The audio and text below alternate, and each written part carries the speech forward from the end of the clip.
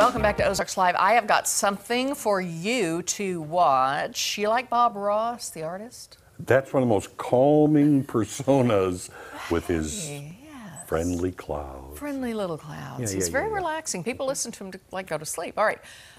But apparently not all the trees were happy little trees in his world. Okay, some of the clouds in his landscapes were apparently very dark rain clouds. Now, what I mean is something or other apparently marred the landscape a little bit, as evidenced by this.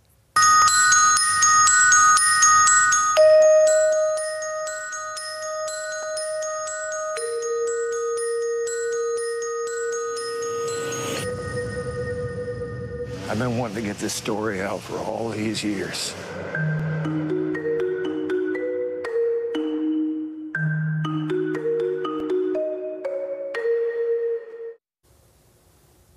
Little foreboding, wouldn't you say?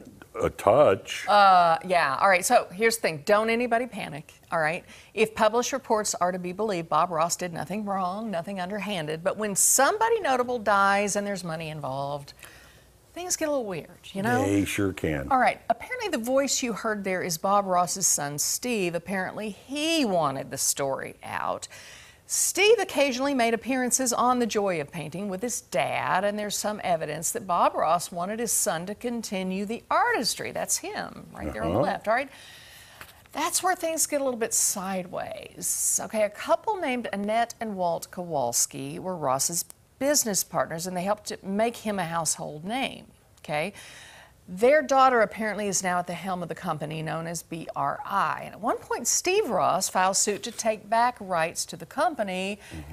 Well, he lost, okay? There was some type of settlement, but there is clearly more to this story. And Bob Ross remains incredibly popular to this day with a huge fan base. Oh, yeah. Here he is with a whole bunch of fans.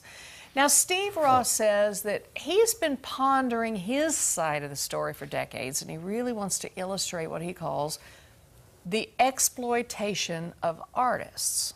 Okay? Okay. Says a lot of these were exploited. I guess he's alleging his dad was one of them. According to Vanity Fair magazine, BRI actually sent evidence of a handwritten note outlining plans for Bob Ross to bring his show to Branson. Really? So I guess what they're trying to say is, look, he had a very good sense of humor. He talked about merchandising here, and here's a letter that Bob Ross sent to us to prove that, right? So you got to hear both sides of the story, but you know, there's everything. There's Bob Ross Chia Pet.